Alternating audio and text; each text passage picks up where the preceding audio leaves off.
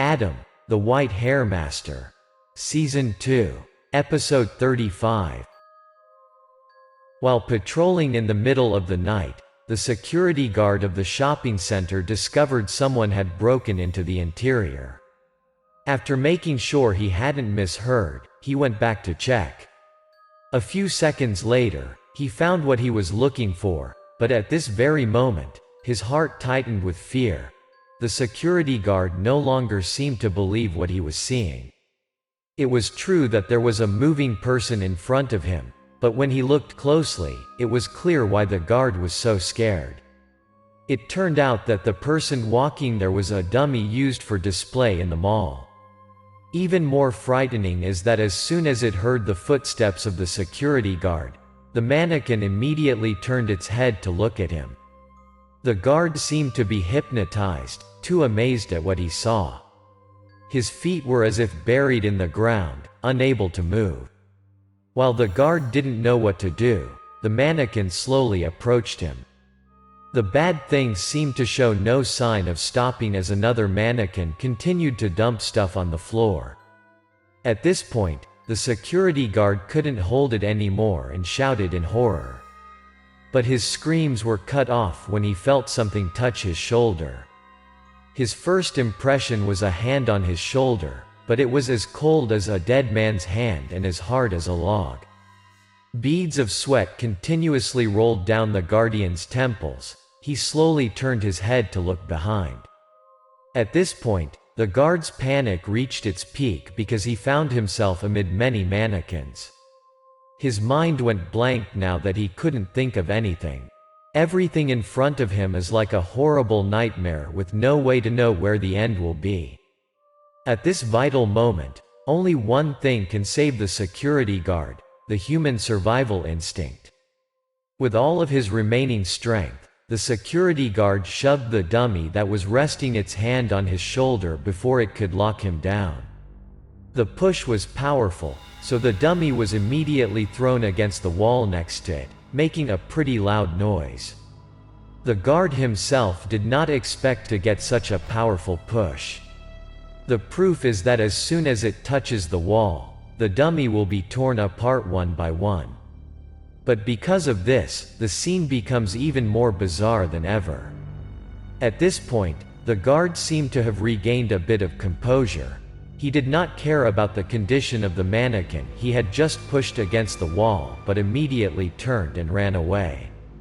Behind him, many mannequins were chasing him fiercely. Fortunately, the speed of the dummies was not very fast, so the guard was able to run out and press the button to close the door before the mannequins could spill out. Immediately, the security guard reported what he had just experienced to his manager, Luke. But instead of going to the mall right away, Luke thinks that his subordinates have suffered from hallucinations due to overwork. It wasn't until early the following day when Luke came and rechecked the security camera. He believed in what the security guard had to go through. Luke immediately opened the door to check. Now on the ground, there were only a lot of mannequins scattered everywhere. Also, a series of rumors began to be woven around this, making the weak and fearful. Some people even dare not approach the gate of the mall at night. Ever since Luke started telling the story until now, Sarah and Adam listened silently without saying a word. As for Sarah, she couldn't help but feel that this was a bit strange and terrifying. Waiting for a long time without seeing Adam speak, Sarah immediately turned to ask if he had found anything unusual. After thinking for a moment, Adam stood up and asked Luke to take him to the gallery where the mannequins were located. He wanted to see it with his own eyes before giving an opinion on this. However, when he had only walked a few steps, Adam suddenly stopped, as if he had just discovered something. Seeing that, Sarah also approached behind Adam to ask what was wrong. Still, he remained silent, staring at the sign on the wall without saying anything. Being used to this kind of attitude of Adam already, so Sarah did not want to ask any more. She understood that when the time came, Adam would automatically clarify everything. It wasn't until Adam started to walk that Sarah looked over at Adam, watching intently. So what caught his attention was the assignment of the security guards. After leaving Luke's office, Adam and Sarah followed the manager to the mall display area. On the way, the three of them met a young woman, a clothing shop owner here. Like most people doing business here, the woman has been affected in no small way since this happened. So, as soon as she saw Luke, the woman ran over to ask if Luke had a solution to this. It's not yet know how things will turn out, but Luke comforts the shop owner and promises to get this sorted out as soon as possible. After walking a few more minutes, Luke led Adam to a showroom not far from the woman's store. This is where it all started. Ever since something happened, the owner was so scared that she still hasn't come back here to continue her business. After entering the booth, Adam started walking around to observe. He also paid particular attention to the mannequins on display here, searching for something. Knowing Adam was concentrating, Sarah and Luke kept quiet, avoiding disturbing him. Not only stopping at observing, but Adam also approached the mannequins and inhaled carefully. Witnessing this action of Adam, Sarah could not help but feel strange.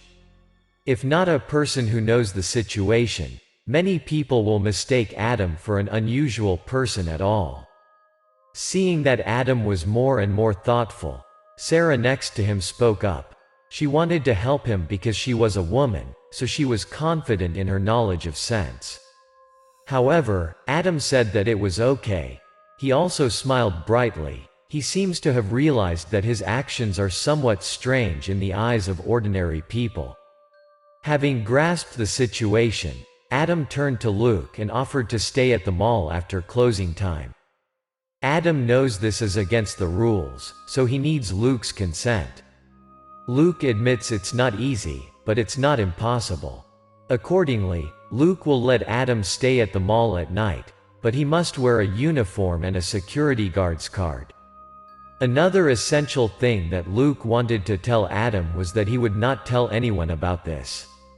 Luke will have difficulty communicating with his superiors if anyone finds out, possibly even fired. After agreeing to let Adam stay at night, Luke takes Adam to the security guard on duty tonight and instructs him to cooperate with Adam. Luke also did not forget to instruct his subordinates to keep this matter private. He also carefully checked to ensure no one was left before he left.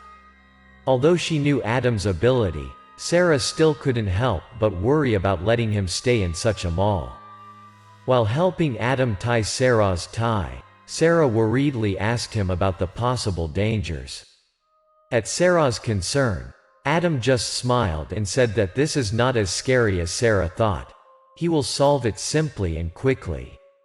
Although somewhat reluctant, Sarah knew it was time to leave here. Adam immediately saw her at the door. Before saying goodbye to Sarah, Adam reassured her and told her that nothing would happen, adding that if something went wrong, he will immediately notify her. The two greet each other with a smile and see each other tomorrow morning. After seeing Sarah off, Adam returned to the mall with the security guard. Standing with him tonight was none other than the security guard who had been intimidated by the mannequins last time. Although they have only just met, the two seem pretty happy and friendly. While on patrol, the young guard kept asking questions related to Adam's work. Adam's appearance was also a point that caught his attention. Like that, the two went on a week-long walk and talked happily. In his story, the young guardian said that he enjoyed watching movies and reading novels related to horror and zombie themes, but he didn't expect it to be so scary when he faced reality. While chatting happily, suddenly, the guard stopped. Before Adam could speak, the security guard said he needed to go to the bathroom. As soon as he finished speaking, the security guard immediately rushed to the bathroom. Adam looked at the guard's back. He could only smile and wait for him outside the corridor. Looking at the back of the guard, Adam could only smile and wait for him outside the corridor. Left alone in the hallway, Adam began to observe the situation around him. Less than a minute after the young guard had gone, strange sounds came behind Adam. With a familiar smile, everything seemed to have been in Adam's calculations before. As expected, there were many mannequins around him with bizarre shapes. Standing still without any reaction, Adam seemed to want to wait for the mannequins to approach, and then he took action to deal with them.